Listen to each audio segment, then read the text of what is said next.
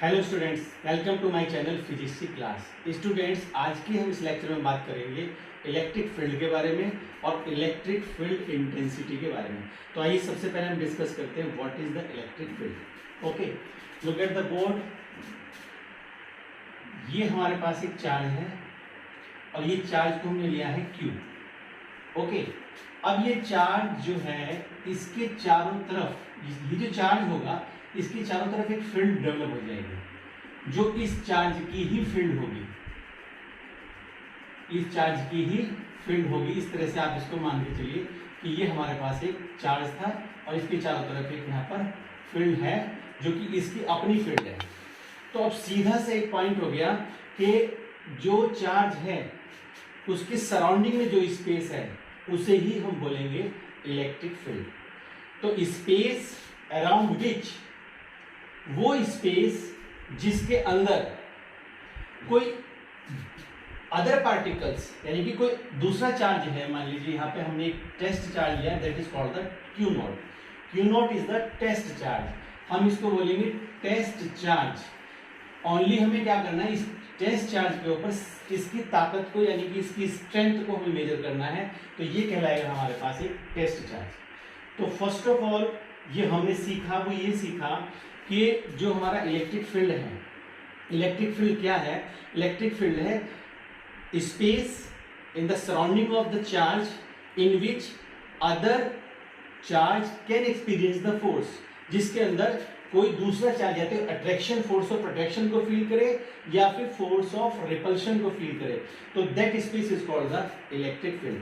तो in short हम कह सकते हैं कि the space around a charge in which other charge can experience force of attraction or force of repulsion, that is called the electric field. I think don't need to write on the board. Simple language है कि space के चारों तरफ, एक charge के चारों तरफ जो स्पेस होता है उस स्पेस को ही उसका इलेक्ट्रिक फील्ड कहते हैं। अब बात आती है, ये टॉपिक हमारा हो गया इलेक्ट्रिक फील्ड का, ये हमने डिस्कस कर लिया electric field. And now I am going to discuss about the electric field intensity। कि इलेक्ट्रिक फील्ड इंटेंसिटी क्या है? इंटेंसिटी का मतलब होता है एक तरह से कि उसकी ताकत, उसका स्ट्रेंथ कितना है। ठीक है, अब हम इस बात को यहाँ पे समझने की कोशिश करेंगे कि ये जो मैंने एक चार्ज लिया उसके चारों तरफ ये स्पेस दिखाया, that is the space of charge, that is the space of charge. अब स्पेस ऑफ चार्ज में एक हमने टेस्ट चार्ज रखा, तो मैं इसको थोड़ा यहाँ पे दिखाना चाहता हूँ कि ये हमारे पास चार्ज हो गया Q और एक यहाँ पे हमारा इसकी ही ऑर्बिट में यानी कि जहां तक उसका एक स्पेस बन रहा है, उसका एक फील्ड बन रहा है, उस पॉइंट पर हमने रखा एक टेस्ट चार्ज Q। अब ये जो टेस्ट चार्ज है ये पॉजिटिव टेस्ट चार्ज है, इसको बोलेंगे positive test charge. It means यहाँ पे क्या हो रहा है कि टेस्ट चार्ज जो है उसका अपना कोई फील्ड नहीं है। अगर टेस्ट चार्ज अपने फील्ड को डेवलप करेगा यानी कि प्रोड्यूस करेगा, तो उस केस में क्या होगा, that will disturb the other space charge. जो स्पेस बना हुआ है उस चार्ज का यानी कि उसकी जो फील्ड बनी हुई है, हम उसको कह सकते हैं इस तरह से rays, suppose they are coming out, ये जो हमारी रेज आ रही है बाहर की तरफ, ये इसकी स्ट्रेंथ है। अगर टेस्ट चार्ज का अपना एक फील्ड हुआ तो वो क्या करेगा, वो इस फील्ड को डिस्टर्ब करेगा। ठीक है, अब हमें ऐसा नहीं करना है, that is why we have taken here the test charge. इसलिए हम टेस्ट चार्ज लेते हैं। तो अब टेस्ट चार्ज पे क्या करना है, टेस्ट चार्ज पे इस फील्ड का जितना भी स्ट्रेंथ है, उसकी ताकत जो होती है उसको मेजर करना है। ठीक है, तो अब सिंपली हम इसको लिख सकते हैं कि द रेशियो, जो इलेक्ट्रिक फील्ड इंटेंसिटी है, the ratio of the force acting on the test charge, it is called the electric field intensity. इसी को हम इलेक्ट्रिक फील्ड इंटेंसिटी बोलेंगे। ठीक है, तो ये हमारा हो गया E is equal to F upon Q naught. अगर हम इसकी वैल्यू को पुट कर देते हैं तो क्या आएगा हमारे पास इलेक्ट्रिक फील्ड इंटेंसिटी का फॉर्मूला, ये हो जाएगा E is equal to F की जो वैल्यू होती है वो सबको पता है, 1/4 पाई एप्सिलॉन नॉट Q1 और यहाँ पे आ जाएगा Q नॉट। देखिए अगर हम यहाँ पे इसको चार्ज को Q ले रहे हैं, Q ले रहे हैं तो यहाँ पे आ जाएगा Q1 लेंगे तो यहाँ आ जाएगा Q1 और टेस्ट चार्ज जो है वो हमारे पास हो जाएगा Q नॉट। अब यहाँ पर हो गया हमारे पास Q नॉट, अब इधर भी हो गया Q नॉट और यहाँ फॉर्मूला क्या है आर स्क्वायर। अब क्यू नॉट से Q naught will cancel out, the result will come electric field intensity 1/4πε0 Q upon R square, और ये जो हमारे पास आ जाएगा coulomb metre square, because Q is measured in coulomb and distance of square यानी कि मीटर ऑफ स्क्वायर। तो ये हमारे पास कंप्लीट फॉर्मूला हुआ। तो the ratio of the force acting on a test charge it gives the information us कि कितना electric field intensity यहाँ पर है। तो सिंपली इतना याद रखना, the ratio of the force to the acting on the unit test charge E is equal to F upon Q naught. Simply हम क्या कर रहे हैं, इसका स्ट्रेंथ का यहाँ हमने मेजरमेंट कर लिया। तो अब जो इसके नेक्स्ट टॉपिक है वी विल डिस्कस करने जा रहे हैं, वो टॉपिक है हमारा electric intensity on equatorial line of electric dipole. ये हमारा चैप्टर चल रहा है, यानी कि हमारी first unit is going on, ये चल रही है, और बहुत जल्दी हम न्यूमेरिकल्स पे आएंगे, न्यूमेरिकल की सभी प्रॉब्लम्स हम स्टूडेंट लेंगे। तो जो डाइपोल है ऑलरेडी आपको पता हो चल गया होगा, अब तक तो आप समझ गए, क्लासरूम में भी टीचर्स ने आपको पढ़ा दिया होगा और मैंने तो बहुत अच्छे से उसको एक्सप्लेन किया है। अगर किसी को कोई प्रॉब्लम हो तो जाके जो है मेरे चैनल पे देखेंगे, ठीक है। तो अब हम सबसे पहले इसमें क्या है कि इलेक्ट्रिक इंटेंसिटी निकालिए। इलेक्ट्रिक इंटेंसिटी का जो सिंपल फॉर्मूला होता है वो E होता है, E is equal to 1/4πε0 Q upon R square. अब इसको हमें यदि इलेक्ट्रिक डाइपोल पे निकालना, इलेक्ट्रिक फील्ड इंटेंसिटी को इलेक्ट्रिक डाइपोल पे यदि निकालना हो तो what we have to do, तो जो हमें करना है वो हम बोर्ड पे देखते हैं। तो सबसे पहले consider we have the electric dipole.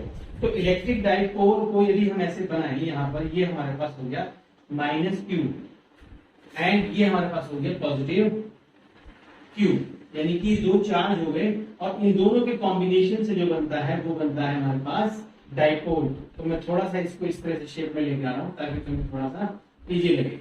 ये हमारे पास मान के चलिए ये एक डाइपोल है, इलेक्ट्रिक डाइपोल है, और इसका यहाँ पर सेंटर है, ठीक है। जो इसका यहाँ सेंटर है वो सेंटर का जो डिस्टेंस है ये O पॉइंट मैंने इसको मान लिया। यहाँ से जो इसका डिस्टेंस है इस पॉइंट से वो है स्मॉल l, और यहीं से इसको हम अदर पार्ट में लेंगे तो यहाँ भी स्मॉल l। तो टोटल मिला के जो डाइपोल का लेंथ होता है वो होता है 2l। ये हमारे पास हुआ। तो यदि हम इसको यहाँ पे A ले रहे हैं और इसको हमने B मान लिया, तो हमने क्या कंसीडर किया, एक डाइपोल है हमारे पास having the two equal and opposite charges. तो यहीं पर मैं इलेक्ट्रिक डाइपोल का डेफिनेशन भी साथ साथ बता रहा हूं कि इलेक्ट्रिक डाइपोल है क्या। Electric dipole is the pair, electric dipole is the pair of two equal and opposite charges separated by a finite distance, यानी कि सर्टेन डिस्टेंस। एक हमारे पास निश्चित इसके बीच में डिस्टेंस होता है, एक तरह का मॉलिक्यूल है जैसे हमारे पास वाटर मॉलिक्यूल। अब बात आती है कि सपोज ये इसका यहाँ पे इक्वेटोरियल पॉइंट, तो यहां से इक्वेटोरियल पॉइंट पे हमारे पास ये पॉइंट बन गया P। P पॉइंट को हमने कंसीडर किया कि ये P पॉइंट है and we have to find out electric field intensity at this point. तो ये हमारा यूनिट पॉजिटिव चार्ज इसको लेते हैं। तो यूनिट पॉजिटिव चार्ज जो लेंगे हम, वो उसका अपना फील्ड नहीं होगा। यदि उसका अपना फील्ड होगा तो वो इसको डिस्टर्ब करेगा, सीधी सी बात है। अब हमें ये भी पता है अच्छी तरह से सब बच्चों कि पॉजिटिव पॉजिटिव रेपल करते हैं, नेगेटिव नेगेटिव रेपल करते हैं, और पॉजिटिव नेगेटिव अट्रैक्शन करते हैं, ठीक है। फोर्स ऑफ अट्रैक्शन उन दोनों में होता है। तो यदि हम इस पॉइंट को यहाँ पे देखें कि ये हमारे पास पॉइंट P है and we have to find out electric field intensity at this point. तो ये क्योंकि पॉजिटिव पॉइंट है, ठीक है। तो अब हम इस फ्रॉम दिस चार्ज नेगेटिव, इससे इस पे इलेक्ट्रिक फील्ड कितना निकलेगा, मैं इसको थोड़ा सा इस तरह से यहाँ पे लेके आ गया, ठीक है। तो इसमें क्या है, यहाँ पर अगर हम ले रहे हैं कि E1 हमारा इलेक्ट्रिक फील्ड इंटेंसिटी है due to charge -Q at point P, electric field intensity है। तो ये इलेक्ट्रिक फील्ड इंटेंसिटी के यहाँ पर दो टुकड़े हो जाएंगे, एक यहाँ पे हो जाएगा E1 साइन थीटा और इस तरफ हो जाएगा हमारे पास E1 cos थीटा, यहाँ पे हो जाएगा E1 cos थीटा, ये हमारे पास, ठीक है। और ये एंगल से जो यहाँ पे थीटा एंगल हमने यहाँ पे इसको ले लिया, ये थीटा एंगल पे इंक्लाइंड है, तो यहाँ पर भी हो जाएगा थीटा, ठीक है। अब हम एक बात और देखेंगे, यहाँ पर ये हो जाएगा। अब एक बात और देखते हैं कि अभी हमने इलेक्ट्रिक फील्ड इंटेंसिटी निकाली, तो इलेक्ट्रिक फील्ड इंटेंसिटी क्या हुआ हमारे पास, वो हो गया E1 is equal to 1/4πε0 charge Q, और यहां पे हमारे पास हो गया आर स्क्वायर, यानी कि ये हमारे पास पी ए स्क्वायर, क्योंकि फॉर्मूले में क्या है, क्यू अपॉन आर स्क्वायर। तो इसके लिए डिस्टेंस हमारे पास ये हुई, ठीक। तो ये डिस्टेंस ये हमारे हमने लिया इसको R metre away from the centre of the dipole, इस डाइपोल के सेंटर से आर मीटर की दूरी पर है, ठीक है। वीडियो को पूरा देखेंगे तो आपको आर्टिकल बिल्कुल क्लियर हो जाएगा। तो ये हमारे पास इक्वेशन फर्स्ट, तो इसको अगर हम लिखते हैं तो हम लिखेंगे कि E1 is equal to 1/4πε0 Q upon, अब देखिए ये हमारे पास क्या है L, तो ये पोजीशन हमारे पास होगी L, ये हमारे पास क्या है R। अगर हम इसका रिजल्टेंट निकालते हैं तो पाइथागोरस के थ्योरम से हम इसका रिजल्टेंट आसानी से निकाल सकते हैं। क्या होगा हमारे पास, हाइपोटेनस का स्क्वायर, यानी कि हम इसको कर सकते हैं P A square is equal to A O square plus ये आ जाएगा पी ओ स्क्वायर। इसका फाइनल जो रिजल्ट बनेगा वो बनेगा क्या, R square plus L square, ये हमारे पास बन गया। तो जो जितनी वैल्यू यहां पर आई है उतनी ही वैल्यू हाइपोटेनस की यहां पर भी आएगी। तो नेक्स्ट पॉइंट में हम यही लिखने वाले हैं। अब देखिए तो ये रिजल्ट जो निकल के आया वो क्या हुआ, R square plus L square, ये हमारे पास एक इक्वेशन हम इसको मान रहे हैं, ठीक है। ये हमारे पास क्या है, चार्ज माइनस क्यू के कारण due to that charge at point P electric field intensity, इसके कारण तो ये हमारे पास एक रिजल्ट निकल गया। अब सेकेंड है हमारे पास बी, चार्ज है Q2, अब इसका फील्ड भी हमें इस पॉइंट पे निकालना है, ठीक है। तो जब इस पे निकालेंगे तो इसको हम यहां से इस तरह से करेंगे। अब एक बात नोट करने की है कि यहां पर पॉजिटिव था, ये नेगेटिव है, तो ये फोर्स ऑफ अट्रैक्शन होगा। तो यहां पॉजिटिव है और यहां पर भी पॉजिटिव है, they will repel to one another, ये ऊपर की तरफ हो जाएगा इस तरह से, ठीक है। तो ये हम ले रहे हैं यहाँ पे E2, ठीक, इसको हमने ले लिया यहाँ पे E2। तो इसी तरह से अब ये हमारे पास नीचे की तरफ इसकी डायरेक्शन हो जाएगी, ये हो जाएगा हमारे पास E2 साइन थीटा, और इसका रिजल्ट हो जाएगा इस तरफ, ये इसमें जुड़ जाएगी E2, ये भी हमारे पास एंगल यहां हो गया थीटा। अब E2 cos थीटा, तो आपका इलेक्ट्रिक फील्ड इंटेंसिटी जो है, अगर हम इसको यहां से ज्वाइन कराते हैं तो इट विल मेक्स पैरेललोग्राम, तो ये एक पैरेललोग्राम बना देगा। और इसका बीच का जो रिजल्टेंट है वो रिजल्टेंट जो है, पहले हम E2 निकाले तो E2 भी इसी तरह निकलेगा, E2 आएगा E2 is equal to 1/4πε0 okay Q upon, और सिमिलरली पहले केस में हमने लिया था P A of square, now we will take P B square, तो पी बी स्क्वायर से भी सेम यही वैल्यू आएगी, क्योंकि ये भी हाइपोटेनस है, इसका इधर L है इधर R है, तो ये क्या हो जाएगा R square plus L square, ठीक है। अब इधर भी हमारे पास R square plus L square, तो रिजल्ट बन गया हमारे पास R square plus L square, तो ये दूसरी इक्वेशन हमारे पास होगी। Is it clear dear students?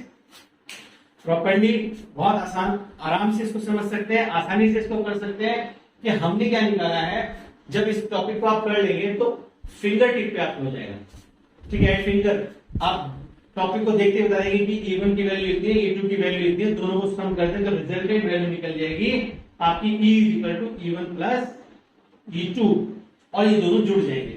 तो इधर क्या है E1 cos थीटा, इधर क्या है E2 cos थीटा, तो दोनों को जब हम ऐड करेंगे तो रिजल्ट हमारा कैसे बनेगा, हम इन दोनों को ऐड करने जा रहे हैं यहाँ से, तो इसको मैं यहाँ से रब कर दूं, इस पूरे पोर्शन को यहाँ से हटा दूं ताकि इजी हो जाए समझने के लिए। तो इसके लिए हम क्या करेंगे, यहाँ से यदि हम इसको यहाँ पे करते हैं तो देखिए अब क्या होगा कि E1 और E2 यदि हम टोटल रिजल्टेंट निकालते हैं तो आएगा E is equal to resultant जो electric field intensity at point P, ये हो गया E1 cos theta plus E2 cos theta. अगर किसी को प्रॉब्लम आ रही है तो थोड़ा वीडियो को रिवाइंड करके देख लीजिए क्या क्या मैंने किया है। सिंपल इस चार्ज से इस पॉइंट पे निकाल रहे हैं, फोर्स ऑफ अट्रैक्शन होगा, इस पॉइंट से इस पे निकाल रहे हैं, फोर्स ऑफ रिपल्शन होगा, बाहर की तरफ जाएगा। फिर E1 हर उसके लिए एक E1 की जो वैल्यू आई उसके लिए हम इसे दो कंपोनेंट में तोड़ेंगे, एक दफे E1 sin थीटा, एक बार E1 cos थीटा। जब इधर जा रहा है तो हम लेंगे एक downward E2 sin theta perpendicular, और ये हमारे पास जाएगा E2 cos theta.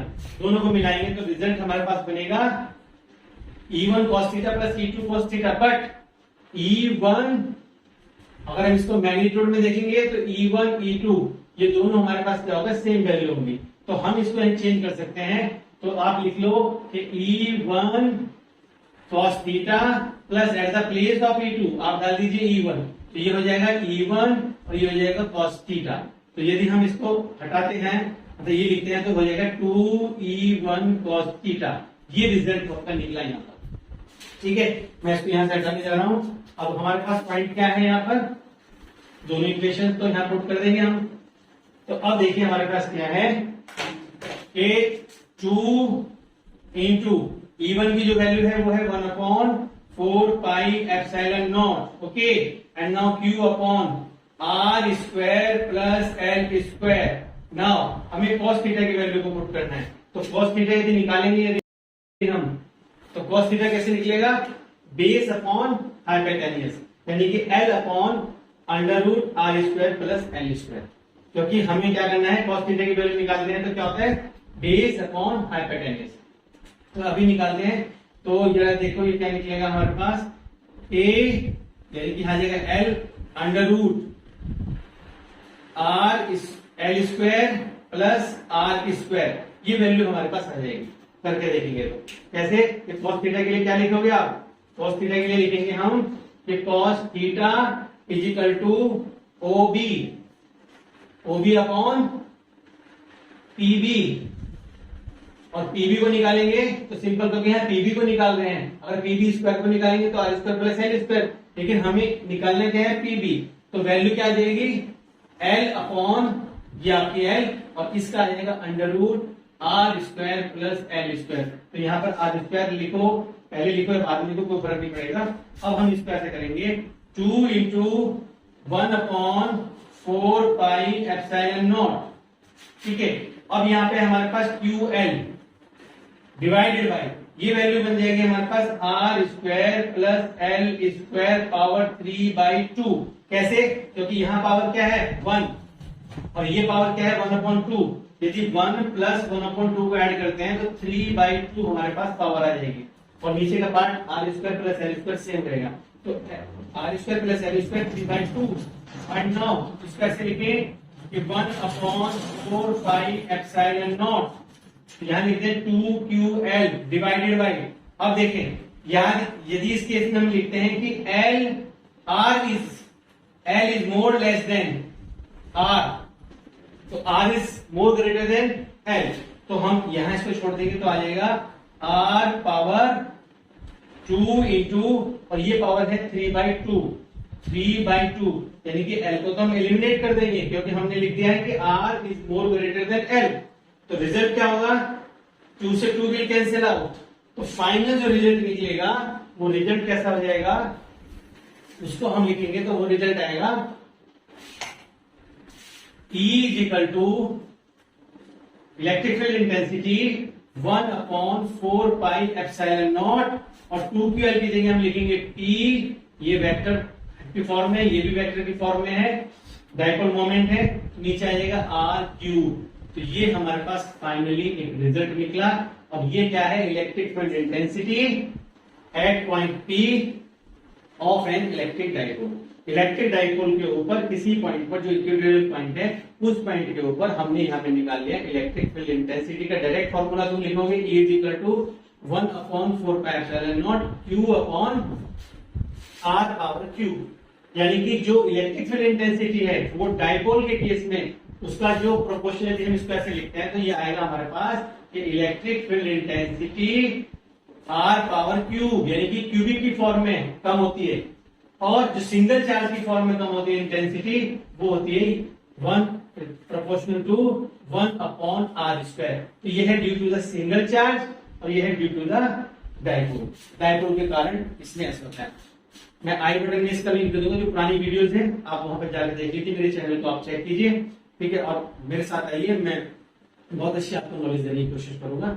And if you have any problem then write me in comment box I try to solve your all the problems. Students, इस लेक्चर में हम बात करते हैं electric field intensity due to a line charge.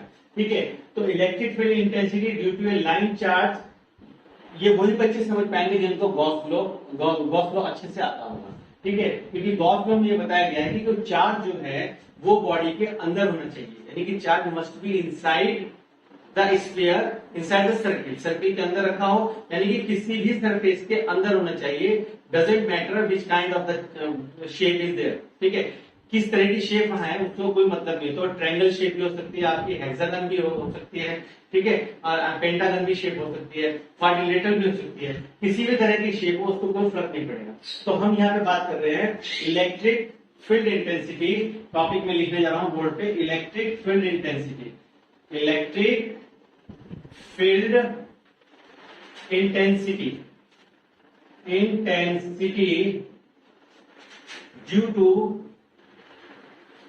To a line charge, due to a line charge. अब line charge का मतलब क्या हुआ? लाइन चार्ज का ये मतलब हुआ कि लाइन चार्ज जो है शेप कुछ इस तरह से है। मान लीजिए हमारे पास ये एक लाइन है और इसके ऊपर चार्ज रखा हुआ है। मान लीजिए charge positive positive positive charge कुछ इस तरह से इसके ऊपर कंटेन है, फैला हुआ है, इसके ऊपर स्प्रेड किया हुआ चार्ज है। ठीक है डियर स्टूडेंट, तो अब इसके ऊपर जब चार्ज इस तरह से फैला हुआ है ये, तो सर्टेनली क्या होगा, इस बच्चों को पता है कि जो चार्ज होता है वो चार्ज रेडिएट होगा आउटवर्ड। तो इसके लिए आउटवर्ड क्या हो रहा है, इसके लिए तो ये पोजीशन बन रही है बाहर की तरफ को, यानी कि चार्ज इस तरह से ट्रेवल कर रहा होगा अपवर्ड डायरेक्शन में, यहां से अपवर्ड डायरेक्शन में इस तरह से ट्रेवल कर रहा होगा। ठीक है, और ये हमारे पास इस तरह से, इसका मतलब ये हो रहा है कि ये these are the electric lines of force, ये इलेक्ट्रिक लाइंस ऑफ फोर्स है। ठीक है, ये इलेक्ट्रिक लाइंस ऑफ फोर्स जो है ये अपवर्ड डायरेक्शन पे ऑन बोथ साइड्स इस वायर के, जो हमने वायर ली है इसके ऊपर line charge density we are interested to find out. Okay, ये इस तरह से मूव कर रही है। अब देखिए यदि हम इस तरह से इस फिगर को कुछ इस तरह से बना लें लाइक दिस, हम दोनों तरफ से इसको ऐसे कर लें तो it will look like cylinder, ये सिलेंडर की फॉर्म आपको लगने लगेगी और इलेक्ट्रिक फील्ड इंटेंसिटी तो इस तरह से जा रही है। ठीक, ये हमारे पास इलेक्ट्रिक फील्ड इंटेंसिटी है।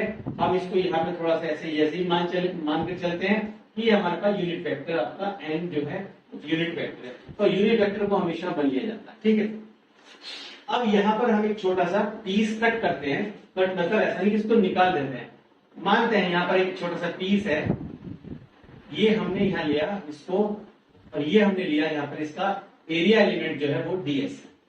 ठीक है, एरिया एलिमेंट हमारे पास है या ds हमारे पास एरिया एलिमेंट है। तो first of all what we have to do in this article, हमें करना क्या है इस आर्टिकल में डियर, हमें ये करना है जैसा कि नाम बता रहा है इसका आर्टिकल का कि electric field intensity due to a line charge. ठीक है, लाइन चार्ज के ऊपर लाइन चार्ज है उससे इलेक्ट्रिक फील्ड इंटेंसिटी हमें निकालनी है। तो क्योंकि हमें पूरे फील्ड के ऊपर निकालनी है तो सबसे पहले तो हमें ये पता होना चाहिए कि एक फॉर्मूला होता है कि हम कहते हैं Q is equal to lambda L. जो लैम्डा है वो लीनियर चार्ज डेंसिटी है, क्या है, लीनियर चार्ज डेंसिटी है। ठीक, तो चार्ज क्या है, the ratio of the charge to the per unit line is called the linear charge density. तो लीनियर चार्ज डेंसिटी का तो ये हमारे पास सिंपल से एक फॉर्मूला हो गया, ये इसको आप ध्यान रखिए। तो Q की वैल्यू ऑलरेडी हमने निकाली। ठीक है, मैं इसलिए कह रहा हूं गॉस लॉ को जानना कि गॉस लॉ के बिना ये हो नहीं सकता। ठीक है, अब इस तरह से हमने माना कि ये जो चार्ज है ये इस सिलेंडर के अंदर रखा हुआ है, क्योंकि जो लाइन है उसको we have considered inside this cylinder हमने मान लिया। या फिर कहें कि उस जो वायर है उसके ऊपर जो चार्ज फैला है उससे चारों तरफ जो रेडिएट हो रहा है वो तो अगर इनफाइनाइट जो डायरेक्शन में जा रहा होगा, दूर तक जा रहा होगा, बट हमने इसको कन्फाइंड कर लिया, ये हमारा एक सिलिंड्रिकल फॉर्म बन गया। ठीक है, अब हमारे पास क्या है कि अगर हम ये देखते हैं कि इसका जो सरफेस कर्व सरफेस एरिया है उसका फॉर्मूला होता है 2πRL। तो 2πRL क्या हो गया हमारे पास, curve surface area of the cylinder का हमारे पास एरिया बन गया। अब यहाँ देखेंगे first of all we are interested to find out the electric flux. तो इलेक्ट्रिक फ्लक्स सबसे पहले निकालें, तो what is the electric flux in this situation, phi E is equal to integral का पार्ट यहां पे लेंगे और हम क्लोज कर रहे हैं तो E वेक्टर एंड ds। अब यहां पर यदि हम ये पोर्शन यहाँ पे हम डी ई ही लिखेंगे, क्यों? क्योंकि we have taken very small area element d s, यहाँ पे हमने बहुत छोटा डी एस स्मॉल एलिमेंट लिया है, इसलिए यहाँ डी फाइव, डी इंडिकेट कर रहा है कि स्मॉल पीस के बारे में कर रहे हैं, ठीक है।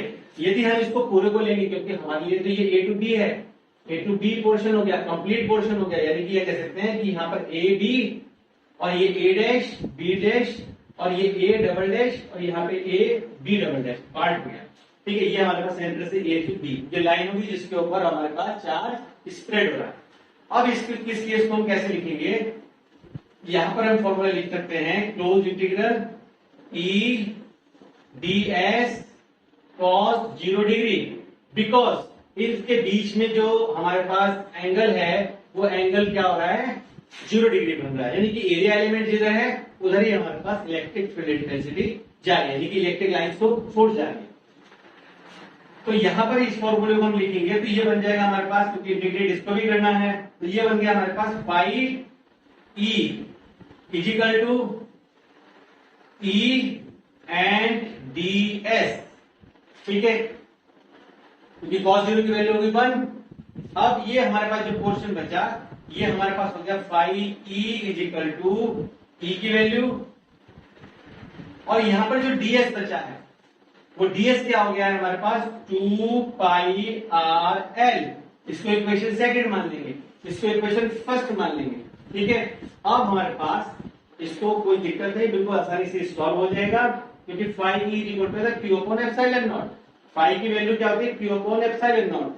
तो दोनों चीजें हमें यहाँ पता चलेगी, फाई ई ये है और क्यू की वैल्यू ये है। मैं इसको दोनों को यहाँ से हटा रहा हूँ, बीच का पोर्शन पे हटा के तुम्हें दिखा देता हूँ, क्योंकि इसमें एंगल जो है वो 0 डिग्री, ठीक है डियर। अब यहाँ पर समझने की कोशिश करेंगे कि फॉर्मूला क्या है हमारे पास? Phi E is equal to Q upon epsilon naught, okay. अब फाई की जो वैल्यू है वो कितनी है?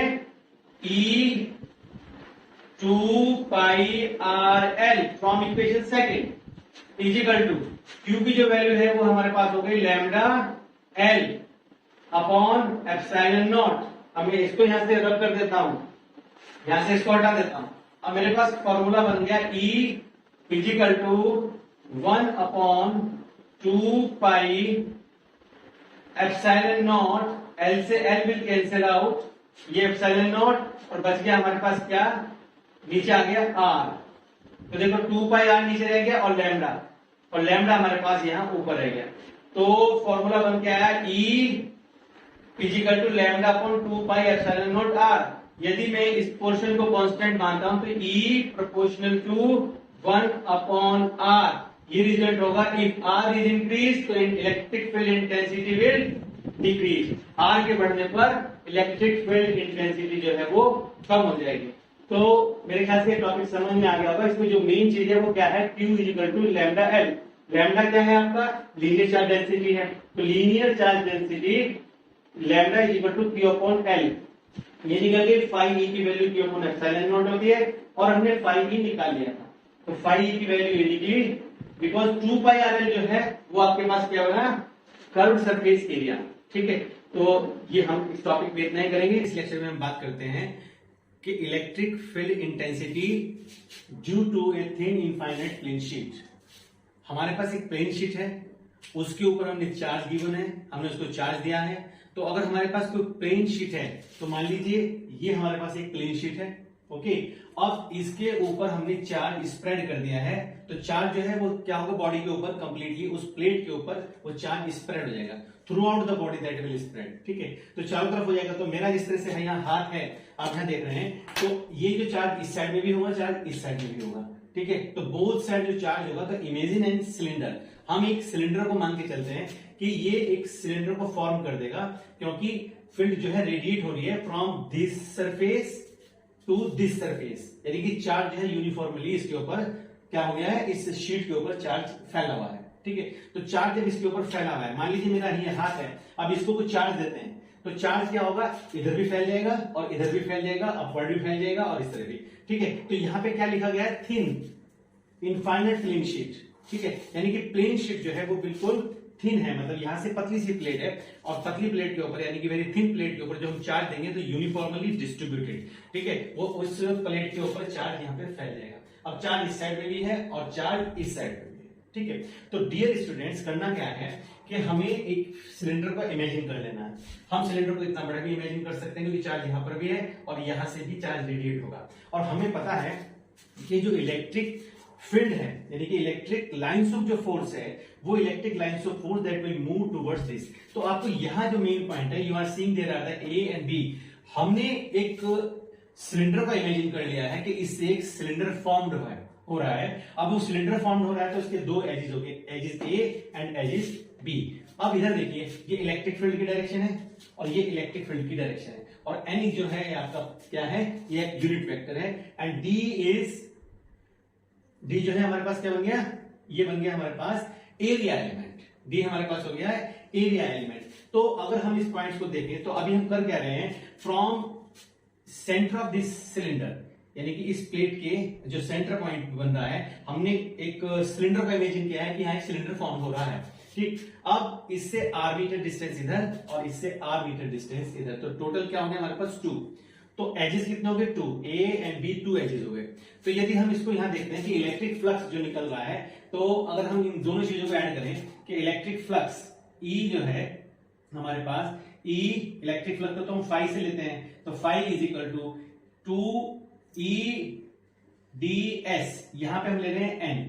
और ये देखिए, ये हमारे पास एन जो है वो यूनिट वेक्टर है, n is the unit vector. तो ई और ds के बीच में जो हमारा एरिया एलिमेंट है, इन दोनों के बीच में जो एंगल बन रहा है, वो एंगल हो रहा है डियर स्टूडेंट 0 डिग्री का, ठीक है। तो 0 डिग्री का जब यह एंगल है, तो ये हमारे पास रिजल्ट मिल रहा है E dot n d S. तो ये फॉर्मूला हमारे पास एक तरह से ऐसे होगा कि A dot B is equal to A B cos theta, और कॉस थीटा की जो वैल्यू है इस केस में ली गई है 0। तो ए बी कॉस 0 की वैल्यू क्या हो जाएगी 1। तो ये हमारे पास क्या रहेगा, मैग्नीट्यूड इनका बच जाएगा, मैग्नीट्यूड ए और बी हमारे पास बच जाएगा। सिमिलरली यहां पर जो हम निकाल रहे हैं, यहां पर हमारे पास बचेगा phi is equal to E D S. तो ये एक साइड में हो गया, मतलब एक तरफ हो गया इधर का, मान लीजिए हमारे राइट साइड का है, तो लेफ्ट साइड में भी इतना ही होगा। तो टोटल मिला के क्या हो जाएगा, ई डी एस। तो ये हो गया phi is equal to 2 E D S. तो डियर स्टूडेंट्स, ये हमारे पास बचा phi equal to 2 E D s. अब ये क्या है, इलेक्ट्रिक फ्लक्स है। और इलेक्ट्रिक फ्लक्स का जो फॉर्मूला होता है वो तो तुम्हें पता ही है कि electric field intensity multiplied by the given surface area, कि उस पर्टिकुलर सरफेस से how many electric lines are crossing, कितनी पास हो रही है उससे, ठीक है। तो इस केस को बहुत ही आसानी से समझें कि एक हमारे पास प्लेट है, आप इमेजिन करें कि ये हमारे पास प्लेट है और इस प्लेट के इस साइड में पॉजिटिव चार्ज है और इस साइड में भी पॉजिटिव चार्ज है। तो मान लीजिए ये अपर पार्ट है और ये लोअर पार्ट है। तो एक जो लाइन जो है ऐसे इमेजिन करें और एक लाइन अपर पार्ट से इमेजिन करें, ऑन बोथ साइड, एक लाइन इधर करें और एक हम इधर करें, तो it will be formed cylinder. तो जो सिलेंडर की शेप बन गई ए एंड बी, ये हमने मान लिया 2 एजेस हैं। इलेक्ट्रिक लाइंस ऑफ फोर्स जो है वो इधर जा रही है, ds is the area element है, n जो है हमारे पास यूनिट वेक्टर है और यूनिट वेक्टर की वैल्यू होती है 1, ठीक है डियर स्टूडेंट। तो यहां से निकलने के लिए हमारे पास क्या आ गई है, हमारे पास टोटल इलेक्ट्रिक फ्लक्स आ गया फ्रॉम बोथ द एजेस, यानी कि इस तरफ से भी और इस तरह से भी, जो एजेस जो उसके किनारे बन रहे हैं, ठीक। तो ये हमारे पास phi equal to EDS plus phi equal to EDS, तो फाई इक्वल टू 2 ईडीएस। लेकिन अकॉर्डिंग टू गॉसिस थ्योरम या फिर कहेंगे गॉसिस लॉ के अकॉर्डिंगली हमें फाई का वैल्यू पता रहता है। फाई का वैल्यू होता है phi equal to Q upon epsilon naught. ये सबको पता है, नहीं पता है तो आई बटन में लिंक दूंगा, उसमें आप इसको थ्योरम को अच्छे से देख लें। तो phi equal to Q upon epsilon naught according to the Gauss's law. According to the Gauss's law अगर हम इसको यहां देखते हैं तो ये हमारे पास बन गया है, इसको हम यहां से हटा रहे हैं अब और इसको यहां से रब कर दे रहे हैं।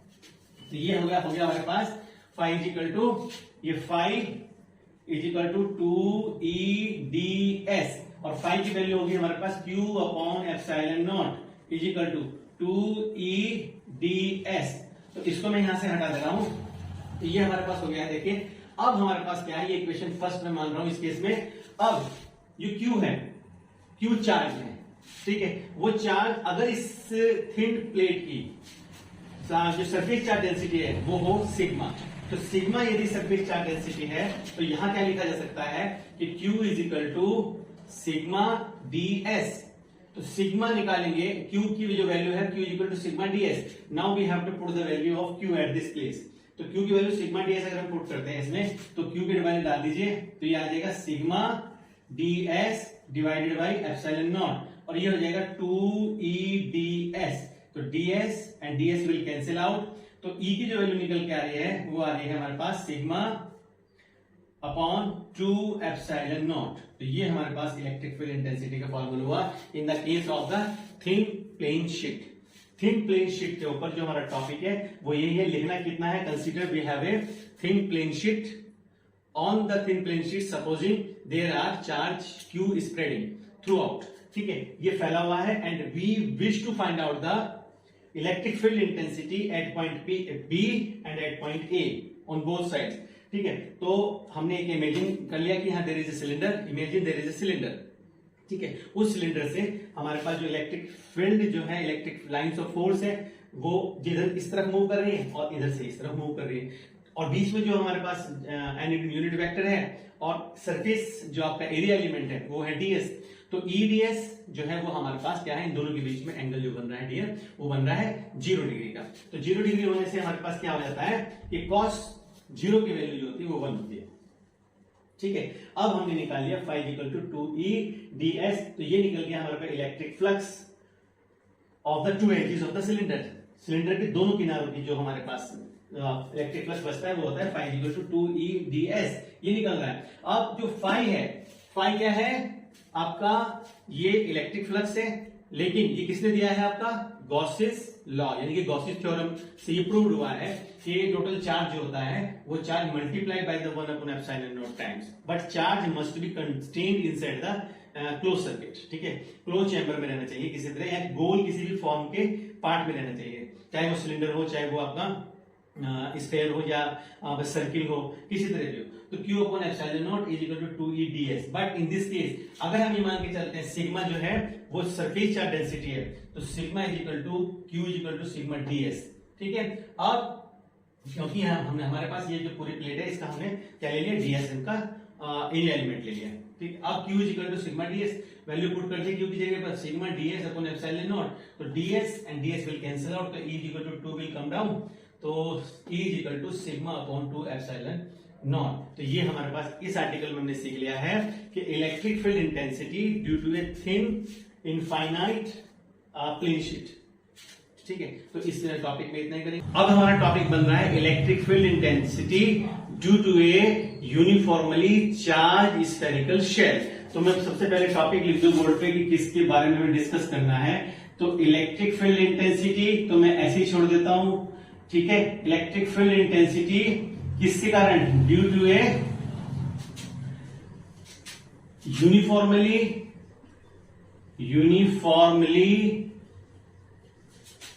Charged spherical shell. ये हमारे पास टॉपिक आज का हमारे पास है कि इलेक्ट्रिक फील्ड इंटेंसिटी जो है due to a uniformly charge spherical shell. इसके लिए हमें सबसे पहले जो हमारी मास्टर थ्योरम है जिसे हम बोलते हैं आपका गॉस थ्योरम, यानी कि गॉस लॉ, इसको समझना आना चाहिए, आप सब बच्चों को पता होना चाहिए गॉस लॉ क्या है। तो मैं सीधे इस आर्टिकल को समझाता हूं। देखिए सबसे पहले इस आर्टिकल में क्या करें, जैसे नाम से इसका पता चल रहा है कि due to uniformly charge spherical shell है हमारे पास। तो हम क्या करते हैं, सबसे पहले एक यहाँ पर एक छोटा सा ये हमारे पास एक एस सरफेस का एक हमारे पास स्फेरिकल शेल हुआ, तो इसका सेंटर हम O मान लेते हैं, ठीक है। O is the centre of this. अब आपको बहुत अच्छे से समझना चाहिए कि हमने ये मान लिया इसके अंदर कि ये जो हमारा सरफेस है, यानी कि स्फेरिकल जो शेल है ये चार्ज है, ठीक है। ये चार्ज स्फेरिकल शेल है। अगर मैं इसको ऐसे बना के दिखाऊं तुम्हें कि पॉजिटिव पॉजिटिव पॉजिटिव, ये चारों तरफ इसके यहाँ पर चार्ज है, ठीक है। मैंने इस तरह से इसको बना दिया, ठीक है। बुक्स में ऐसा नहीं दिखाया गया है, सिंपल लिखा गया है, लेकिन मैं ऐसा मान के चलता हूं क्योंकि हमें एक अच्छी नॉलेज लेनी है, ठीक है। तो ये हमारे पास चार्ज स्फेरिकल शेल हो गया है, ठीक। अब इस स्फेरिकल शेल के ऊपर जो चार्ज है, देखिए जैसे हमारे पास बॉल है, हमारे हाथ में एक बॉल है, अगर हम कहें कि उसके बॉल के ऊपर कुछ लगा हुआ है तो हम आसानी से उसको हटा सकते हैं, क्योंकि ऊपर का सरफेस हमारे पास है। हमने अगर कोई चिपकने वाली चीज उसके ऊपर है तो हमने फिंगर रखी, उसको ऐसे रखा और खींच लिया। तो देखिए जब इसको खींचोगे तो परपेंडिकुलरली आपको इस तरह से खींचना पड़ेगा नॉर्मली इसके ऊपर, ठीक। अगर आप इसको देखें, मान लीजिए ये पॉजिटिव चार्ज है, मैं इस पे ऐसे हाथ करता हूं तो मुझे हाथ को यूं उठाना पड़ेगा, ठीक है। तो ये इसका जो टेंडेंसी है चार्ज का, वो चार्ज का टेंडेंसी क्या होता है कि ये जो चार्ज है वो रेडिएट होगा आउटवर्ड डायरेक्शन में। देखिए इस तरह से ये रेडिएट होगा, in all direction it will be radiated, ठीक है। तो ये इस तरह से यहां पर इस तरह से मूव कर रहे हैं सारे चार्ज, और इनका जो इलेक्ट्रिक फील्ड इंटेंसिटी निकल रहा है वो क्या हो रहा है, वो सीधा सीधा इसके नॉर्मल जा रहा है ऐसे। तो मैं अगर यहां पर एक छोटा सा, इससे थोड़ा बाहर r डिस्टेंस पर एक गॉसियन सरफेस को इमेजिन करूं, किसको करूं, गॉसियन सरफेस को इमेजिन करता हूं मैं इसके स्फीयर के सराउंडिंग में, और ये मान के चलता हूं यहां पर मैंने एक गॉसियन सरफेस को इमेजिन कर लिया और उसको भी मैंने एक सर्किल की फॉर्म में कर दिया, कि जिस तरह का हमारा स्फीयर होगा उसी तरह का हमारा एक गॉसियन सरफेस बनेगा। तो गॉसियन सरफेस एक ऐसा सरफेस होता है जो कि किसी चार्ज बॉडी के बाहर बनता है, उस कुछ डिस्टेंस तक वो रहता है, और हमने ऐसा मान लिया कि इसी का एक आइसोटॉप्स यहां बन गया, यानी कि उसका इफेक्ट इस तक पहुंच रहा है, इस पॉइंट तक पहुंच रहा है। अब हमें क्या करना है कि इस पॉइंट P पर हमने एक पॉइंट P कंसीडर कर लिया, इस पर हमने क्या छोटा सा एक P पॉइंट तो हमारा मान ही लिया हमने, यहां पर एक हमने यहां पे ले लिया एरिया एलिमेंट। ये जो एरिया एलिमेंट है इसको हमने कहा कि ये ds है, और इसकी डायरेक्शन क्योंकि यहां नॉर्मल है तो ये इलेक्ट्रिक फील्ड इंटेंसिटी यानी कि lines, electric lines of force है, और यहां पर एक हमारे पास n वेक्टर, और r जो डिस्टेंस है यानी कि P point is r metre away from the centre of the sphere, इससे r मीटर की डिस्टेंस पर रखा हुआ है, यानी कि ये डिस्टेंस इस पॉइंट से लेकर यहां तक की डिस्टेंस हो गई, ठीक, कंप्लीट दी डिस्टेंस हो गई। अब आपको समझना क्या है इसके अंदर, लंबा आर्टिकल है लेकिन हम इसको बहुत आसानी से समझ लेंगे। देखिए यहां पर जो इलेक्ट्रिक फील्ड इंटेंसिटी है वो, और हमारे पास जो एरिया एलिमेंट है, उन दोनों के बीच में जो एंगल बन रहा है वो हो रहा है 0 डिग्री एंगल, ठीक है, क्योंकि दोनों का डायरेक्शन एक ही तरफ है। अब मैं इस वाले पार्ट को तो यहां से हटा दूं, इसका मतलब है कि चार्ज जो है वो सभी डायरेक्शंस में बाहर की तरफ निकलता है, रेडिएट होता है आउटवर्ड। अब हम यहां पर करते हैं phi E d phi E मैं कर दे रहा हूं डी फाई ई, और फॉर्मूला बन रहा है यहां पर, दोनों तरफ मैं इंटीग्रेशन करूंगा, यहां लिखूंगा E dot n unit vector and ds, n unit vector and ds. अब मैं जब इसको ओपन करता हूं यहां से, तो ये इंटीग्रेशन जब मैं इसको खोलता हूं डियर स्टूडेंट्स, तो ये बन जाएगा हमारे पास फाई ई, ओके। अब हम क्या कर रहे हैं, यहां भी क्लोज लगाएंगे, और ये हम टोटल यहां पर जो सरफेस है इसका हम क्लोज कर रहे हैं। अभी पहले केस में हम क्या ले रहे हैं, हमने मान लीजिए S1 जो है वो एक स्फीयर है जिसे हम गॉसियन सरफेस बोल रहे हैं, तो ये S1, तो S1 is a Gaussian surface. अब यहां पर क्या कर रहे हैं, हम S1 को ही लेके चल रहे हैं, तो E अगर इसको मैं खोलता हूं तो ये बन रहा है हमारे पास सिंपल, पहले अंदर का पार्ट खोलेंगे, E मैग्नीट्यूड इसका ये हट जाएगा तो मैग्नीट्यूड आ जाएगा n का मतलब हो गया 1 क्योंकि यूनिट वेक्टर है, और ds जो है ये हमारे पास रिजल्ट आ जाएगा इस तरह से, और ये हो जाएगा cos 0 डिग्री, क्योंकि इन दोनों के बीच में जो एंगल है डियर स्टूडेंट्स वो है 0 डिग्री का एंगल, ठीक है। तो 0 डिग्री एंगल हो गया तो इसका मतलब cos 0 की वैल्यू क्या हो गई 1, ठीक है। इस केस में मैक्सिमम यानी कि maximum number of the electric lines of force will pass through this area element, इससे निकलेंगे। अब हम क्या करना है कि इसको हम लिखते हैं कि हम इसको बाहर निकाल लेते हैं E को। अब अंदर हमारे पास रह गया ds और ये रह गया हमारे पास फाई E। तो देखना इस वाले पोर्शन से हमारे पास आ गया E, और ये हो गया हमारे पास ds जो है वो हो गया हमारे पास 4 पाई r स्क्वायर। तो 4 पाई r स्क्वायर मैं S1 के लिए ले रहा हूं, तो S1 क्योंकि r मीटर अब है इसलिए हम इसमें r डालेंगे। तो मैं अपर पार्ट को हटा देता हूं यहां से, अब मैं ये भी हटा देता हूं। अब यहां पे आप देखिए सभी बच्चे ध्यान देंगे इस पॉइंट पर कि हमने निकाल लिया है अब यहां पे फाई ई। तो फाई ई जो है वो हो गया है phi E is equal to E 4 pi R square, okay. And phi E की जो वैल्यू होती है वो होती है क्यू अपॉन एप्सिलॉन नॉट, ये होता है गॉस थ्योरम के अकॉर्डिंगली। तो E इज इक्वल टू हो गया 4 पाई आर स्क्वायर। ठीक है, अब यदि हम इसको दोबारा से लिखें फाइनली कि E का वैल्यू कितना हो रहा है, तो इलेक्ट्रिक फील्ड इंटेंसिटी का जो वैल्यू है वो हो जाएगा E is equal to 1/4 pi epsilon naught और Q अपॉन आर स्क्वायर। ये तो निकला हमारा 4S1, यानी कि S1 स्फीयर के लिए जो हमने गॉसियन सरफेस S1 का हमने माना था। अब गॉसियन सरफेस में कोई डाउट नहीं रखना चाहिए आपको कि जैसे कोई चार्ज होता है, चार्ज के बाहर हमने एक स्फेरिकल चार्ज के बाहर, मतलब अब तो ये हो गया ना कि ये इतना बड़ा चार्ज हो गया, जो चार्ज क्योंकि यूनिफॉर्मली जो स्प्रेड है ओवर द शेल S के ऊपर। अब इससे इस पॉइंट से हम इसके लिए निकाल रहे हैं, ये हमारा हो गया S1। ठीक, तो यहां पे S1 के लिए क्या आ गया डिस्टेंस R स्क्वायर। लेकिन अगर हम ऐसा देखें at point on the surface of S, तो यहां पे क्या हो जाएगा R is equal to capital R हो जाएगा। तो इस केस में क्या हो जाएगा E is equal to 1/4 pi epsilon naught और Q अपॉन यहां हो जाएगा R स्क्वायर। तो ये बन गया E is equal to 1/4 pi epsilon naught Q upon R square हो गया। ठीक है, अब हम क्या करते हैं, हम ये मान के चलते हैं कि सिग्मा जो है वो सरफेस चार्ज डेंसिटी है। सिग्मा क्या है, सरफेस चार्ज डेंसिटी। तो इस पार्ट को यहां से हटा देते हैं। अब फॉर्मूला हो गया हमारे पास E is equal to 1/4 pi epsilon naught और Q, ये मेन पॉइंट है, Q अपॉन आर स्क्वायर। अब देखिए ये फॉर्मूला होता है Q is equal to 4 pi R square and sigma, ये जो सिग्मा है, sigma is the surface charge density of the charge shell.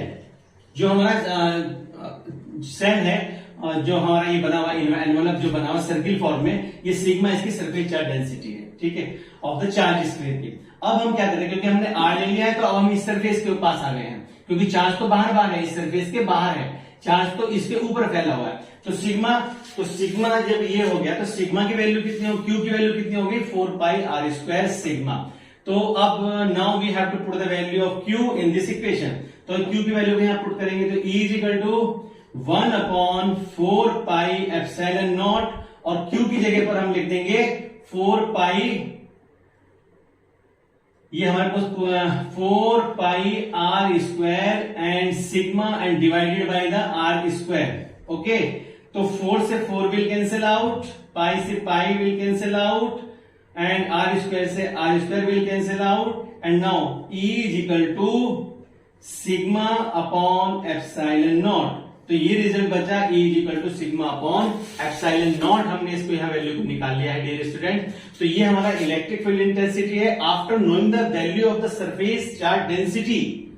अगर हमें सरफेस चार्ज डेंसिटी का वैल्यू मिल जाता है, ठीक है, सरफेस चार्ज डेंसिटी का वैल्यू मिल जाता है या किसी न्यूमेरिकल में दिया होगा, तो हम एप्सिलॉन नॉट मतलब E की वैल्यू इलेक्ट्रिक फील्ड इंटेंसिटी निकाल लेंगे, क्योंकि एप्सिलॉन नॉट की वैल्यू तो नोन है, ये तो वैल्यू नोन है हमारी 8.85 × 10⁻12। इस वैल्यू को हम इससे 1/एप्सिलॉन नॉट की जो वैल्यू आएगी उसको हम सिग्मा से मल्टीप्लाई करते हैं, सिग्मा सरफेस चार्ज डेंसिटी है, तो इससे हम निकाल कर सकते हैं इलेक्ट्रिक फील्ड इंटेंसिटी। यदि किसी न्यूमेरिकल में इलेक्ट्रिक फील्ड इंटेंसिटी दी है और sigma surface charge density of the charge spherical shell की निकलवा रहा है, तो हम उस वैल्यू को भी यहां पे निकाल लेंगे। ठीक, अब एक मेन पॉइंट इसमें आता है, उसको जानना बहुत ही जरूरी है। ठीक है, अब हमारे पास जैसे हमारे पास फिगर के अकॉर्डिंग हमें पता चल रहा है कि R is equal to R, यहां पर तो हमारे पास मैक्सिमम जो इलेक्ट्रिक फील्ड इंटेंसिटी होगी। यदि मैं इस फिगर को ऐसे ड्रॉ करता हूं कि ये मैं लेता हूं यहां पे इलेक्ट्रिक फील्ड इंटेंसिटी के पॉइंट को हम यहां लेते हैं और ये डिस्टेंस का पॉइंट लेते हैं, डिस्टेंस डियर स्टूडेंट्स यहां ले रहे हैं इन दिस डायरेक्शन।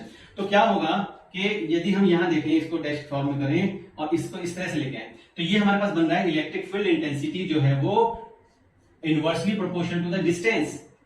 हम कैपिटल आर भी यहां ले सकते हैं। ठीक है, तो अब ये वाला जो पार्ट है इसको हम लिख रहे हैं small r is equal to capital R। तो इस पोजीशन पे इलेक्ट्रिक फील्ड इंटेंसिटी यहां हो जाएगी मैक्सिमम। तो ये शो कर रहा है मैक्सिमम के लिए R is equal to R और ये कर रहा है डाउनवर्ड, यानी कि अगर R बढ़ता है तो E की वैल्यू क्या हो जाएगी, घटना शुरू हो जाएगी, क्योंकि इनवर्सली प्रोपोर्शनल है। तो डियर स्टूडेंट्स, ये टॉपिक बहुत अच्छा टॉपिक है, कंपटीशन में इसके छोटे छोटे क्वेश्चन बन के आते हैं। ठीक है, तो इसको प्रॉपर्ली पढ़ें और कोई प्रॉब्लम हो तो कमेंट बॉक्स में लिखें। I try to solve your problem. Subscribe my channel और शेयर भी करें अपने दोस्तों को, और हम डिटेल में स्टडी करेंगे, आगे जाकर न्यूमेरिकल्स करेंगे और कंपटीशन की तैयारी भी करेंगे। लेकिन फर्स्ट ऑफ ऑल हमारा एम है कि पहले एनसीईआरटी की जो बुक्स हैं उसका मैक्सिमम पार्ट हम कर लें, उसके क्वेश्चन सॉल्व कर लें, न्यूमेरिकल्स कर लें, फिर बहुत राइटर्स पढ़े उनकी अलग अलग बुक्स हम कर लेंगे। हम बात करते हैं इलेक्ट्रिक फील्ड इंटेंसिटी की। ये हमें इलेक्ट्रिक फील्ड इंटेंसिटी निकालनी है और हमें निकालनी है दो thin infinite plane sheet of charge के बीच में। Already I have written the topic on the board कि क्या आज हमें करना है। ये है हमारा electric field intensity due to two thin infinite parallel sheet of charge. ये हमारे पास as you are seeing on the board कि मैंने यहाँ पे दो थिन जो है शीट्स बना दी, ठीक है। ये दोनों के दोनों एक दूसरे के पैरेलल है। तो मान लीजिए ये मेरा हाथ है, इस तरह से यहाँ पर ये पैरेलल है, एक प्लेट ये है और एक प्लेट ये है। These plates are very thin inside, ठीक है। अब हम क्या करते हैं कि आप इसको, ये हमारे पास फर्स्ट रीजन हम यहाँ मानते हैं, ठीक है। ये हमारा फर्स्ट रीजन हो गया, ये हमारा सेकंड रीजन हो गया, ये हमारा थर्ड रीजन हो गया। तीन हमारे, हमने इसके तीन पार्ट कर लिए, एक तो लेफ्ट साइड में, एक हमने राइट साइड में, एक इन बिटवीन द प्लेट्स, ठीक है। अब हमें निकालना क्या है कि we are interested to find out electric field intensity at this point, at this region, at this region. तीन रीजन में हमें इलेक्ट्रिक फील्ड इंटेंसिटी को निकालना है। तो फर्स्ट ऑफ ऑल हमें क्या करना होगा, हमें ये कंसीडर करना होगा कि जो सिग्मा है, जो सरफेस चार्ज डेंसिटी है, surface charge density of A is greater than surface charge density of B. यानी कि बी का जो सरफेस चार्ज डेंसिटी है वो लेस देन है सरफेस चार्ज डेंसिटी आपका ए प्लेट से, और जो सेकंड प्लेट है उसका 0 से ज्यादा है। इसका मतलब ये हुआ कि ये हमारी जो प्लेट है इसकी पावर ज्यादा है, यानी कि ये मोर पॉजिटिव है देन बी। अब यदि हमें साइन कन्वेंशन का हम ध्यान रखते हैं तो साइन कन्वेंशन में क्या ले रहे हैं हम ले रहे हैं from left to right, left to right इस तरफ, यानी कि even we will take the positive, ठीक, and from pointing towards right to left we will take the negative. तो दो बातें हमारे पास हो गई हैं कि हमने E1 को तो कंसीडर करना है पॉजिटिव और E2 को हमने कंसीडर करना है नेगेटिव, यानी कि from this side to this side positive and from this side to this side negative. And आप यहां पे देखिए कि ये हमारे पास प्लेट है A, ये फील्ड प्लेट A है तो इससे निकलेगी हमारे पास E1, ठीक। तो E1 जो हम इलेक्ट्रिक फील्ड इंटेंसिटी ले रहे हैं यानी कि इस तरफ जा रही है, तो मतलब इसकी डायरेक्शन होगी पॉइंटेड टुवर्ड्स द राइट, इस तरफ जा रही है। तो देखिए ये जो सरफेस है इससे इधर को निकल गया है E1 और इसी तरह से इस सरफेस से E1 निकल गया इधर को। तो इस पॉइंट पर, तो E1 का पॉइंट मैंने ले लिया ये वाला, ये जो जा रही है इधर, और E1 का पॉइंट मैंने कंसीडर कर लिया ये वाला। तो इसका तो काम फिलहाल यहाँ पे खत्म हुआ, यानी कि E1 इस साइड में। तो ये जो रेंज आ रही है इसको आप इधर से देखें, यदि मैं इसको यहाँ थोड़ा सा और हटा के बनाऊं तो इसका एक ही लाइन अगर बना लेते हैं तो ये हो गया हमारे पास कि इसका, ये देखिए एक ही लाइन में कर देता हूं तो E1 और यही लाइन पियर्सिंग दिस, ये E1 और दिस साइड में ये जा रहा है, दिस इज पियर्सिंग दिस, यानी कि इसको काटते हुए इसके बीच में से हम इमेजिन कर सकते हैं, क्लियर, ठीक है। तो ये हमारे पास E1, ये हमारे पास E1 एंड ये हमारे पास E1, ठीक है। लेकिन इस केस में क्या है, जो इस साइड में हम जा रहे हैं इलेक्ट्रिक फील्ड जो है, इलेक्ट्रिक लाइंस ऑफ फोर्स जो इस साइड में जा रही है, यानी कि फ्रॉम लेफ्ट टू राइट जा रही है, तो we will take the sign positive, ठीक है। अब आती है हमारे पास ये वाली बात, ये प्लेट हम सेकंड को देखते हैं। सेकंड में क्या है, इसका हम ले रहे हैं, इसको हमने कंसीडर किया है E2, कि इससे हमारी जो इलेक्ट्रिक लाइंस ऑफ फोर्स जो है वो E2 है। तो E2 का ये पोजीशन देखिए, अब यहां से मैं इसको हटा के तुम्हें दिखाता हूं कि ये हमारे पास एक लाइन होगी, इसको हमने E2 माना, यही हमारे पास इधर आगे होगी, ठीक है, E2। तो इसको मैंने E2 कर दिया, यहां से जा रही थी इसको E1 कर दिया, तो देखिए दोनों की डायरेक्शन बदल गई, एक तरफ E1 पॉजिटिव, एक तरफ E2 नेगेटिव। तो ये हमारे पास पॉइंट हमें यहां मिल रहा है, ठीक। अब E2 इस साइड में भी जाएगा क्योंकि it will also piercing this, इसको भी भेजता हो जाएगा आगे की तरफ, ये हो गया E2। तो अब इस जोन पे हम देखते हैं, यदि हमें निकालना है electric field intensity in region first, तो इलेक्ट्रिक फील्ड इंटेंसिटी जो है हमें निकालनी है इन रीजन फर्स्ट में, तो क्या होगा, इधर हम क्या ले रहे हैं नेगेटिव, तो आएगा negative E1 and negative E2, ये हमारे पास है। और ऑलरेडी जो थिन जो आपकी शीट होती है उसका जो इलेक्ट्रिक फील्ड इंटेंसिटी निकलता है वो इलेक्ट्रिक फील्ड इंटेंसिटी है E = sigma upon 2 epsilon naught, ये इसका है फार्मूला हुआ। तो अब हम वैल्यूज को क्या कर रहे हैं कि या अगर हम ये कर लें कि पहले E = sigma upon 2 epsilon naught, तो इसको हम ऐसे माने कि माइनस E1, तो E1 के लिए हम ले लें सिग्मा 1, तो sigma 1 upon 2 epsilon naught, okay, minus E2, इसके लिए हम सिग्मा 2 ले लें, तो सिग्मा 2 अपॉन 2 एप्सिलॉन नॉट, और ये हम कर दें E1 जो हमारा फर्स्ट रीजन है उसके लिए हम इसको कॉमन ले लें, यानी कि माइनस कॉमन ले लें, नीचे लिखे 2 एप्सिलॉन नॉट, तो अंदर का जो पार्ट होगा वो हो जाएगा सिग्मा 1 प्लस सिग्मा 2।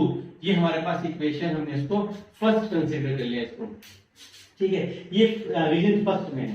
ठीक, अब रीजन फर्स्ट में यदि ऐसा है, और मैं साथ साथ इस टॉपिक को करता जाता हूं यहाँ पर, अब देखिए सेकंड में निकालें, यदि हम सेकंड में लेते हैं इस रीजन में, तो सेकंड रीजन में देखिए क्या हो रहा है कि सेकंड रीजन में हमारे पास जो आ रहा है वो आ रहा है E1 is positive and E2 is negative, तो E1 पॉजिटिव, तो E1 positive and E2 negative. ये E1 पॉजिटिव क्यों लिया हमने इसलिए E1 पॉजिटिव लिया कि ऑलरेडी वी हैव कंसीडर्ड, हमने ये मान लिया था कि सिग्मा 1 की जो चार्ज डेंसिटी है, यानी कि surface charge density of charge plate A के लिए ज्यादा है और बी के लिए कम है, तो इसलिए सिग्मा 1 अगर ग्रेटर है तो इसकी जो पावर होगी वो ज्यादा होगी, स्ट्रेंथ इसकी ज्यादा होगी, तो E1 इसलिए ग्रेटर लिया, इसलिए E1 में से माइनस E2 हमने किया।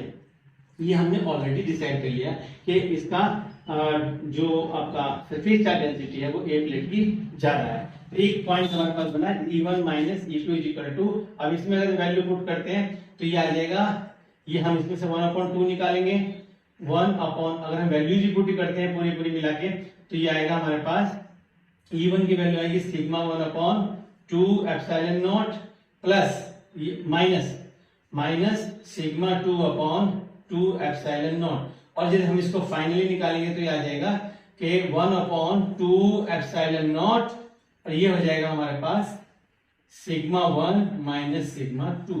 तो ये रिजल्ट हमारे पास आ गया है, ये सेकंड के लिए हो गया, ठीक है। फर्स्ट रीजन के लिए ये हुआ, सेकंड रीजन के लिए हुआ। अब थर्ड रीजन के लिए देखें, थर्ड रीजन में क्या मिल रहा है, थर्ड में, क्योंकि ये दोनों ही E1 प्लस E2 एक साइड में है, तो E1 प्लस E2 ये यहाँ जुड़ जाएंगे, ठीक है। इसके होने से क्या होगा कि sigma 1/2 epsilon naught plus sigma 2/2 epsilon naught is equal to, ये रिजल्ट आएगा 1/2 एप्सिलॉन नॉट, और हो गया हमारे पास सिग्मा 1 प्लस सिग्मा 2। ये हमारे पास थर्ड इक्वेशन हमने इसको मान ली। तो हमने तीनों रीजन के लिए डियर स्टूडेंट इसको निकाल लिया। मेरे ख्याल से ऐसा लगता है कि इसमें कोई प्रॉब्लम नहीं होनी चाहिए आप सबको। किसी को भी फिर भी कोई प्रॉब्लम है तो कमेंट्स बॉक्स में लिखें, आई गिव द आंसर, ठीक है, टू योर प्रॉब्लम। तो कोई भी प्रॉब्लम होगी आप कहेंगे तो I write the answer of your question, ठीक। अब हमारे 3 पॉइंट हो गए, electric field intensity first region के लिए, electric field intensity second region के लिए, electric field intensity third region के लिए। अब हम इस केस में एक चीज मानते हैं कि मैं यहां से इस पार्ट को हटा दे रहा हूं, ये E1 के लिए हमारे पास आया ये पार्ट सिग्मा 1 प्लस सिग्मा 2, ये हमारा फॉर्मूला बना यहां पर। अब हम यदि ऐसा करते हैं कि sigma 1 is equal to sigma और sigma 2 is equal to minus sigma लेते हैं, ठीक है।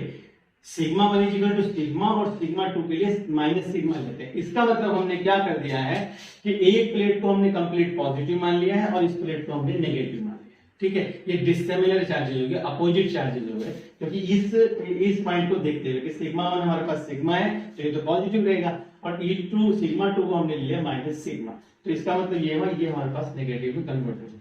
यदि ऐसा करते हैं तो इनकी वैल्यूज क्या आती है, तो देखिए E फर्स्ट रीजन के लिए वैल्यू जो है सिग्मा 1 की जगह पर यदि हम डाल देते हैं सिग्मा और सिग्मा 2 की जगह पर डाल देते हैं माइनस सिग्मा, तो result 1/2 epsilon not and sigma minus sigma, the result will कम 0। इसका मतलब क्या हुआ कि E फर्स्ट के लिए जो इलेक्ट्रिक फील्ड इंटेंसिटी आई वो आई 0, यानी कि इस तरफ ये जो हमारा इधर का लेफ्ट पार्ट है इसके अंदर जो हमारी इलेक्ट्रिक फील्ड इंटेंसिटी होगी वो 0 होगी, क्योंकि ये आउटसाइडर पार्ट हो गया, बाहर का हिस्सा हो गया, ठीक है। अब E फर्स्ट जो है वो आपके पास 0 हो गया। मैं इसको यहां से रद्द करने जा रहा हूं, बता दिया है मैंने कि सिग्मा 1 को हमने मान लिया सिग्मा 2 को हमने मान लिया माइनस सिग्मा, वैल्यूज को पुट किया तो फर्स्ट रीजन के लिए जो वैल्यू आई है वो आ गई 0। तो इलेक्ट्रिक फील्ड इंटेंसिटी क्या हो गई फर्स्ट रीजन के लिए 0। मैं इसको यहां से हटा रहा हूं, अब आते हैं हम सेकंड वाले पॉइंट। ये फर्स्ट रीजन तो हमने कर दिया, इसको यहाँ कंप्लीट, क्योंकि फॉर्मूले बन रहे हैं हमारे ये। अब ई सेकंड के लिए आ जाइए। ई सेकंड में मानिए, ई सेकंड में क्या हो रहा है, 1/2 एप्सिलॉन नॉट, 1/2 एप्सिलॉन नॉट। अब देखिए सिग्मा 1 को हमने लेना है सिग्मा, और सिग्मा 2 को लेना है हमने माइनस सिग्मा, तो माइनस माइनस प्लस, तो ये क्या हो जाएगा 2 सिग्मा अपॉन 2 एप्सिलॉन नॉट। तो 2 से 2 विल कैंसिल आउट, तो ई सेकंड के लिए क्या हो जाएगा सिग्मा अपॉन एप्सिलॉन नॉट। ये हमारे पास आ गया इंजेक्ट में इस पॉइंट पर, यानी कि अगर हम कोई पॉइंट कंसीडर करते हैं, मान लीजिए पी पॉइंट हम लेते हैं, तो इस पॉइंट पर हमारा इलेक्ट्रिक फील्ड इंटेंसिटी क्या हो जाएगा, वो हो जाएगा हमारा सिग्मा अपॉन एप्सिलॉन नॉट। ठीक, ये भी हमने कर लिया। अब इस वाले हिस्से को हटाएं यहां से अगेन, तो तीनों ध्यान रख लेंगे हम बाद में। अब देखिए थर्ड पे आइए, इसको भी हटाएं यहां से, ये कंफ्यूजन करता है बहुत ज्यादा। ठीक है, चैनल को जरूर सब्सक्राइब कर देना डियर, क्योंकि आप अगर करेंगे तो मेरा साथ बढ़ेगा, अच्छे से वीडियो बनाऊंगा। ठीक है, अब देखिए थर्ड के लिए, देखिए यहाँ पर ई थर्ड के लिए, थर्ड में क्या है 1/2 एप्सिलॉन नॉट। ठीक है, एंड नाउ सिग्मा 1 की जगह हम डाल दें सिग्मा, और सिग्मा 2 की जगह डाल दें हम सिग्मा, तो रिजल्ट विल कैंसिल आउट। तो ई थर्ड के लिए क्या हो जाएगा 0। अब मैं तीनों को हटा रहा हूं यहां से, और सबके लिए लिखता हूं फाइनल रिजल्ट।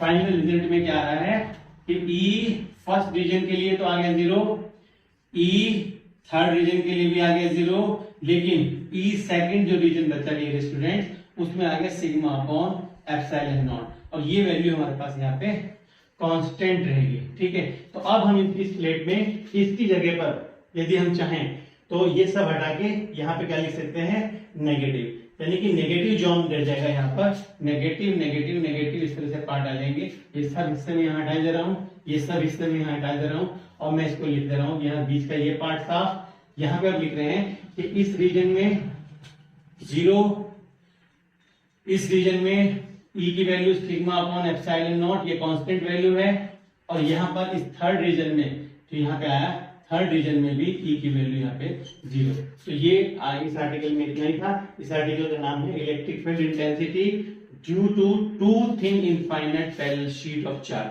ठीक है, हम इससे ये सीख रहे हैं कि क्योंकि दो प्लेटें जब रखेंगे तो एक साइड लेफ्ट हो जाएगी, एक साइड राइट हो जाएगी, और इन बिटवीन उसके पार्ट रहेगा। तो ये बहुत सिंपल सा हो गया, आप इसको सिर्फ ध्यान रखेंगे कि E1 जो इस साइड में होगा फर्स्ट रीजन के लिए 0, सेकंड थर्ड रीजन के लिए 0, लेकिन जो बीच का रीजन रहा उस रीजन में हम वैल्यू निकाल सकते हैं, और वो वैल्यू आएगी constant value, and that is E electric field intensity equal to sigma upon epsilon naught. ठीक है, तो इस वीडियो में इतना ही। मेरे साथ बने रहें, चैनल को सब्सक्राइब करें, कमेंट्स करें, वीडियो को शेयर करें। We will see in the next video.